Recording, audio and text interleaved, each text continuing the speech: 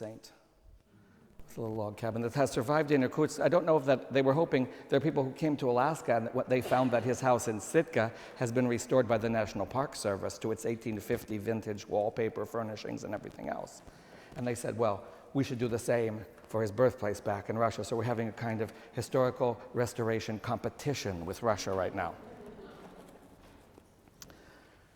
After 2 years, is it okay? After 2 years, St. Innocent, Father Ioan, opened his school for Unangan children at his parish, Holy Ascension Parish, which just had its feast day a couple days ago. His instruction was in both languages. The idea was that these native kids were going to learn to read and write in both Russian and in Unangan. Unangan because it was their own culture, and the vast majority of the people in the region still spoke this language. But they needed to know Russian as well, because that would enable them to continue their education, at least for the best and brightest, at schools in Siberia and ultimately in Europe. This was his vision. There were never more than 800 frontiersmen in Alaska, and even most of them were not really Russians. They were native people from Siberia, citizens of the Russian Empire, speakers of the Russian language, but native people from Siberia who had come across to intermarry with the Unangan tribe. So the people looked very native, and consequently, Captain Cook couldn't tell them apart. Who were the Russians, who were the natives? They were all the same. Even racially, they were pretty much the same. But the plan was that even though there were very few Russian citizens in Alaska, never more than, I think, 800 at any given time, and there were thousands of native Alaskans, Alaska's going to need leadership. And it will be up to the church to provide that leadership for the future. So actually at the same time already, in 1826, the first native Alaskan graduated from seminary, the same seminary in Irkutsk, Father Yakov Netsvetov, whose father was Russian, really Russian, from Europe, and his mother, Unangan, born on St. George Island, a tiny speck of a rock, a volcanic rock in the Bering Sea.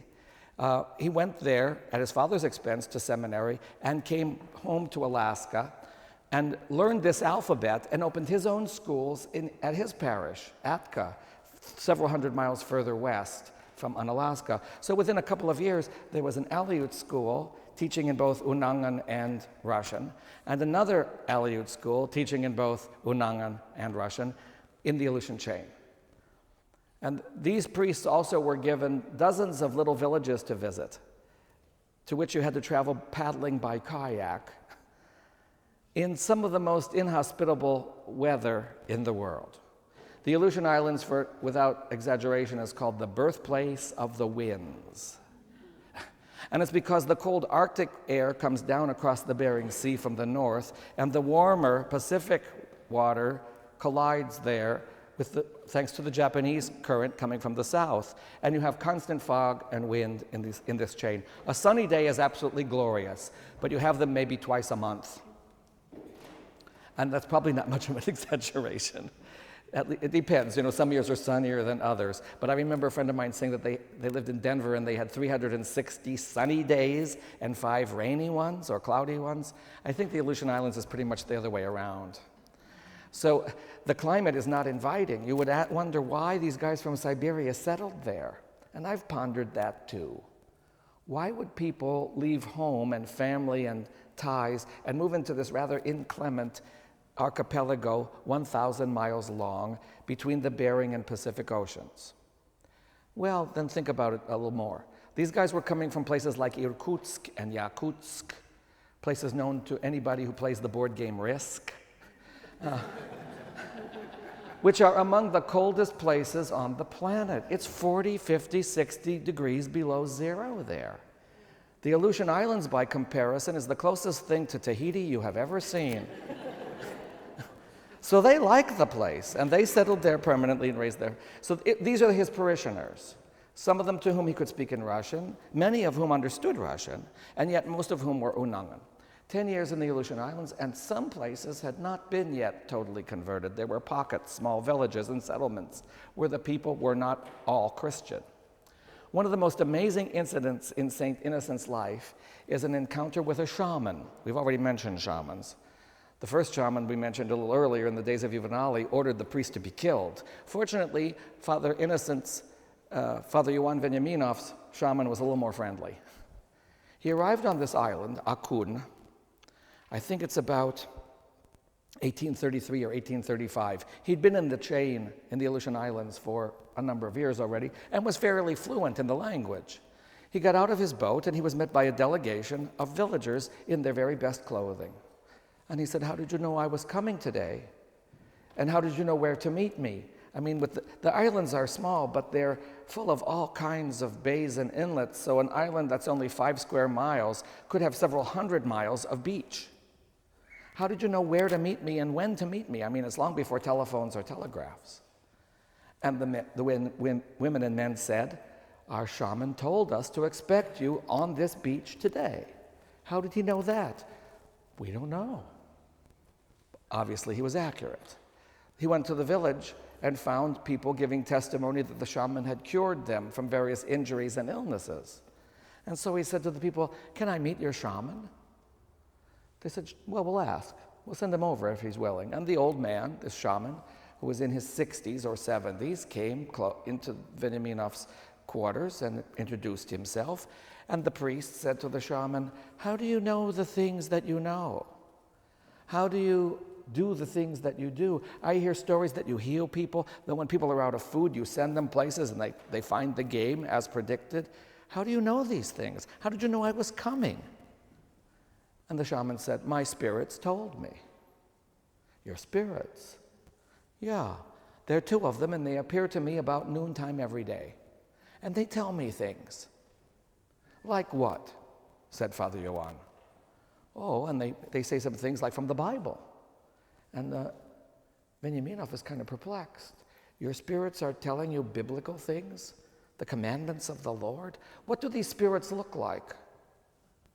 And the shaman begins to describe them as angels in stichars, as angels in subdeacon's vestments. And this perplexes him even more. "Well, what else do these spirits tell you?"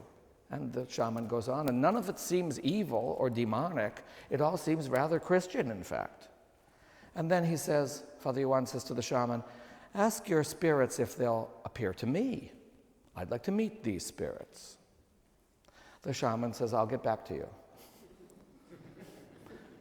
The next day, the elder comes to Father Johann and says, "Yes, my spirits say that they will in fact appear to you as well. But they want to know first why you want to meet them. Do you suspect that they are evil?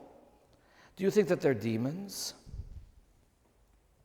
At this point, Father Johann has second thoughts. "No, I don't think that they're demons. I think that they're angels. But who am I to talk with angels? You know, people who talk to angels might get big-headed. You might think, well, I'm really special. Angels talk to me." It hadn't affected this old shaman, apparently, but it might not do him any spiritual good to be conversing with angels tomorrow at lunchtime. This is how we know about this, because Father Johann wrote a long report about it, saying, first of all, that he's a rather scientific man, a man who's much more interested in technology and scientific principles. He's been taking accurate measurements of the wind speed and the rainfall and the temperature every day at his house on Alaska. He, in fact, has the first amateur meteorological station in Alaska. And we know from this how much warmer the weather is now than it was in 1825 because we have the records thanks to him. He was very observant, and he kept very good records. And he wrote a book about this called Notes on the Unalaska District, which includes his grammar of the Unangan language, his stories, the stories and folklore that he collected from his people. It includes information about the flora and the fauna, the wildlife and the plant life of the island, and as many stories and songs as he could gather from pre-contact generations. All of this is in his book, rather humbly entitled Notes on the Unalaska District. So he says, "I'm a very scientific man. I'm not into superstition. I'm not into, demonology and ghosts and, fortune telling and that kind of stuff. That's not my interest. So I'm far from that, but I can't make sense of this shaman." And so he writes this to his bishop, and a long description is pretty much of what I just gave you, and asked for advice. should I meet with these spirits or not? And of course, in those days, there was no FedEx. It took almost a year for a letter to get to Siberia and another year for an answer. And so after a couple of years, Father Yuan got a message back from his bishop in Irkutsk, which basically said, yes, by all means, go meet with these spirits and get back to me. I'm really interested. Well, Akun Island wasn't just next door. It took him some months making his rounds in his kayak to finally get there. And when he arrived on his next visit, it turns out the old shaman had died. So we don't have the rest of the story. He never got a chance to meet with these spirits or angels. I mentioned this incident, however, simply to indicate how open he was to the possibility that angels could be appearing to his parishioners. That the people here in this culture were not devoid of positive spiritual life even before Christianity came. Remember, his whole approach was, this was done that it might be fulfilled. So if we've got angels operating here, all the better. This is not competition. This is not something bad. This shows these people were prepared to receive the gospel by God, and that now his coming is part of that providence, part of that dispensation, part of God's divine plan. In fact, I heard stories on Kodiak when I asked why the people received Christianity from the Vala monks so readily. And the people said over and over again, when the missionaries arrived, according to our oral tradition, what has been told to us, our shamans said, go listen to these guys and do what they tell you. They themselves withdrew, but they sent their people so that the missionaries write, we came to such and such a village, and again, all the people were eagerly waiting for us on the beach, accepting us and inviting us to tell us their stories. And we did as our shamans had told us. In this respect, if this is at all true, what it means is that the shamans in Kodiak and the shamans in the Aleutian Islands played the role, in effect, of Old Testament prophets preparing the way for the coming of the gospel. And this facilitated the conversion of the people, of course. The statistic was something like 7,000 Kodiak people baptized in the first 3 years of the mission, because the people actually flocked to the monks to be baptized. And then, of course, the monks defended them against their oppressors and exploiters, the other Russians, at great personal cost to themselves. And the same kind of dynamic obviously occurred in the Aleutian Islands, where the shamans were performing the work of prophets, pointing the way to Christ. 10 years in the Aleutian Islands. Father Ioan Veniaminov was a very tall man, especially for his time. Most people were, compared to the average height today, much shorter. The kayaks were built for Unangan men who were usually shorter than me.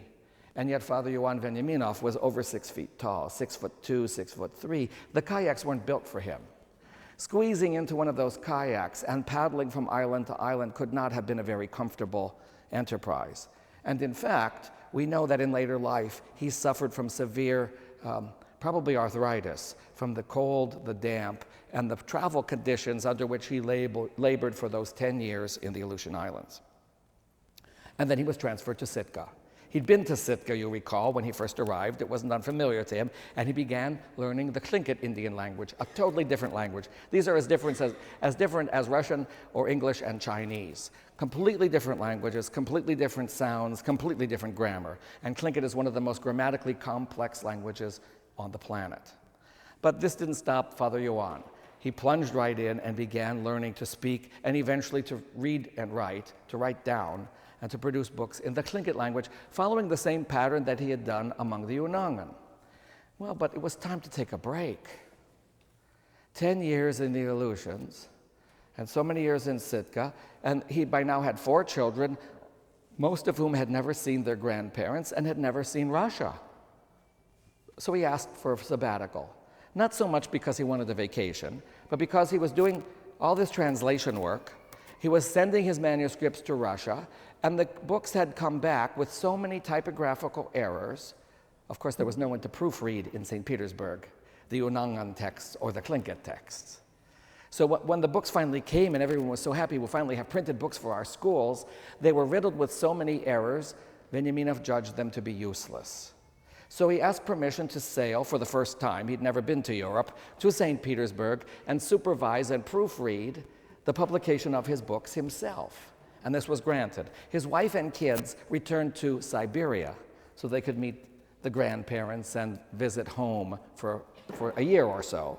And Father Ioan got into a boat and sailed to Hawaii, then to Australia, then to South Africa, and finally to Britain and Denmark and home.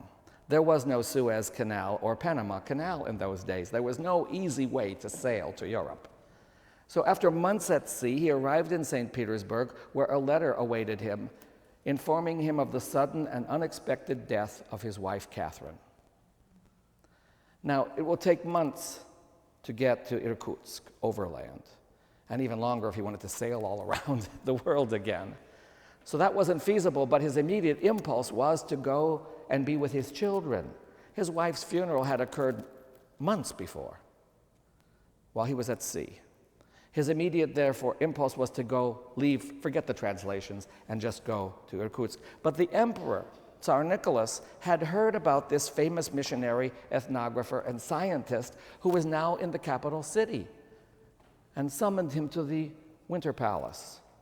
The Tsar expressed his condolences. I'm very sorry to hear about your wife. Yes, Father Ioan says, I plan to leave and rejoin with my kids out in Siberia as soon as possible. The emperor said, no. Please, Father Ioan, reconsider. We need men like you in Alaska. I want you to return to Alaska, and not just as parish priest for the cathedral parish. We're naming Sitka a cathedral. We have to build it yet, and I want you to be the bishop there. You're the kind of man we need. We admire your work. I've read some of your notes on the Unalaska district. You're a famous man in this town. You might not realize it.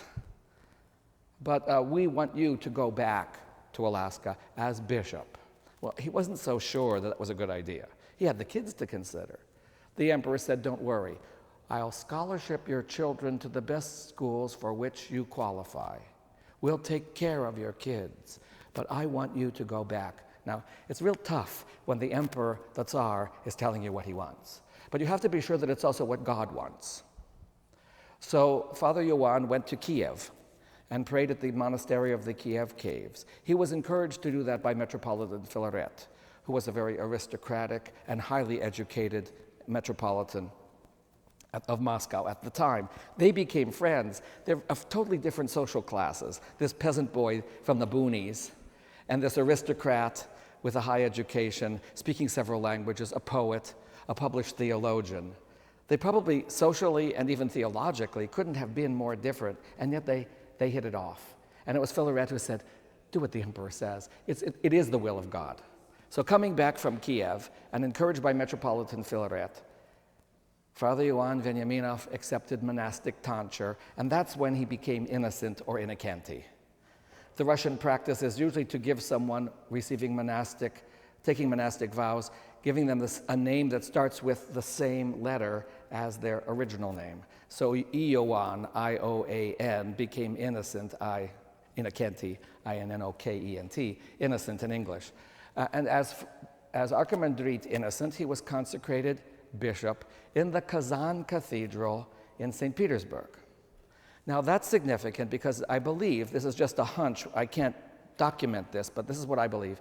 The Our Lady of Sitka icon is a Kazan icon, and I believe it was presented to him on that occasion, and he brought it from the Kazan Cathedral in St. Petersburg to Sitka, where it was enshrined at the new cathedral and where it's been ever since. The companion piece, painted by another artist, sort of matches. The silver riza that covers it was added later. So it was just the canvas he needed to bring to Sitka, and consequently, that's the connection you see with St. Innocent. He came from the Kazan Cathedral. It was where he was consecrated bishop, and he brought this miracle-working icon with him to the new cathedral, not yet even under construction, not yet designed. So he helped design it. St. Michael's Cathedral, the Cathedral of the Archangel Michael in the very center of Lincoln Street in Sitka, Alaska, was designed and the construction supervised by the new bishop, Innocent Veniaminov. They actually built his house first. His house is maybe 200 yards further down the street. It's a two-story building about as big as this church. It's a pretty big residence for a bishop who's, after all, a monastic and a single man with no wife or kids. So why such a big house? Just to show off? Who would be showing off to? Who's to impress? It's Sitka, Alaska, 1844. Huh?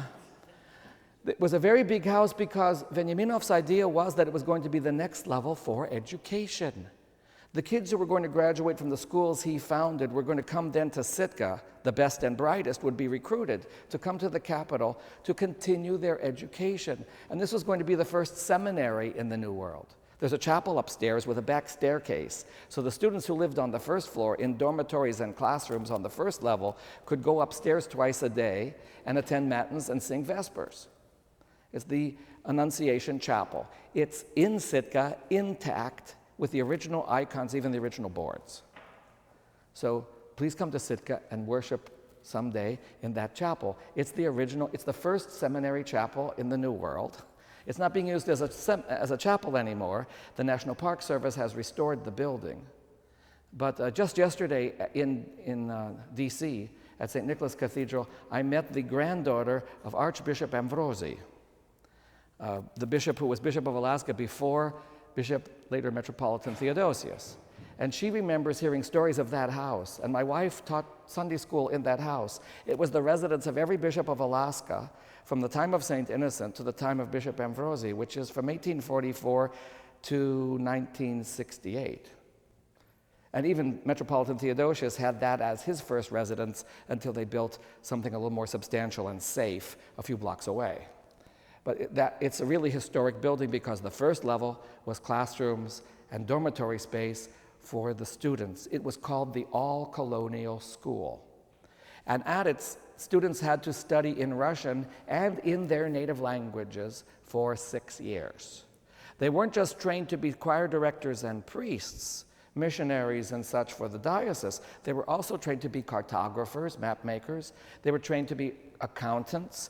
They were trained to be navigators and sailors, navigators, captains. They were trained in shipbuilding. In other words, it wasn't just theological or philosophical studies there in the All-Colonial School. Some of it was very practical because remember, Ioan Veniaminov, Bishop Innocent's vision was we're going to build up the intelligentsia among the native people so that they can run their own stores, they can run their own shops, they can sail their own ships, not by forcing them to become Russians, but by giving them all of this in a way that was appropriate, culturally appropriate for them.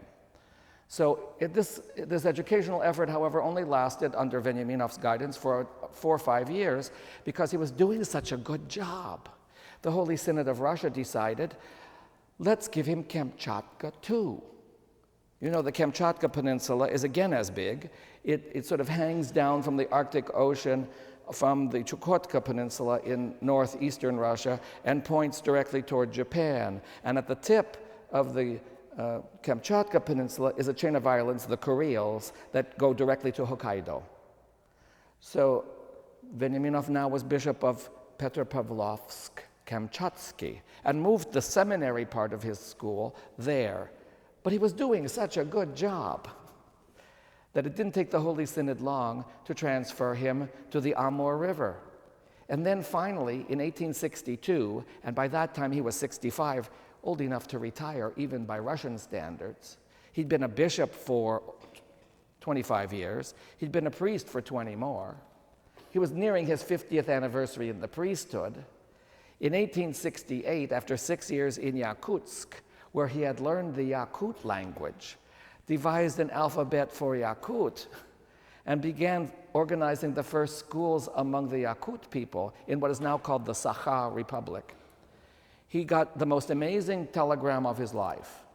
71 years old, out in this most frozen part of Siberia, traveling now by dog team, no longer by kayak, spreading the word of God and opening schools among the Yakut people.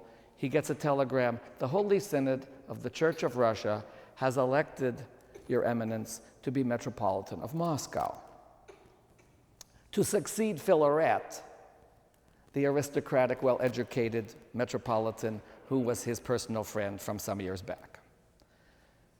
Well, this took the wind out of the old man.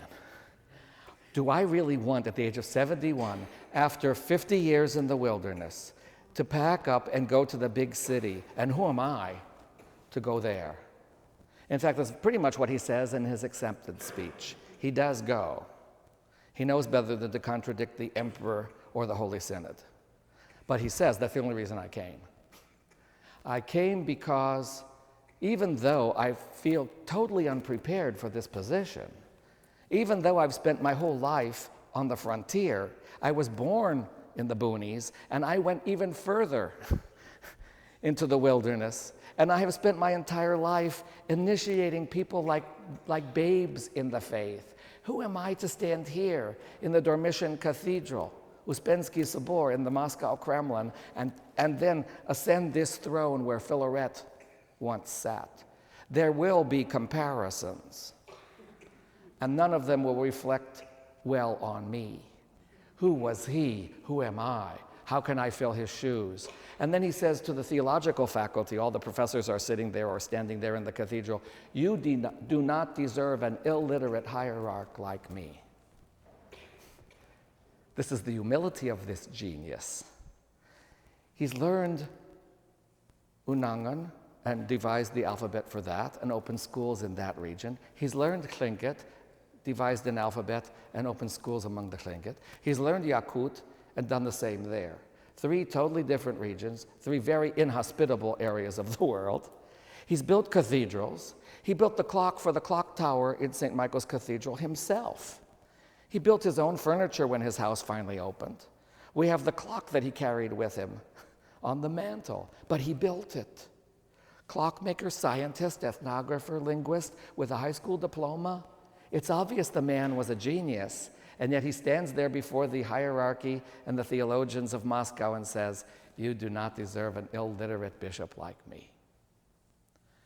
But he takes up the reins of his authority. He assumes responsibility for the Diocese of Moscow. It is he who consecrates the Christ the Savior Church, the original one that was destroyed by Stalin and recently resurrected. He presided over the consecration of that original building. But more importantly for us, he didn't forget the North American church.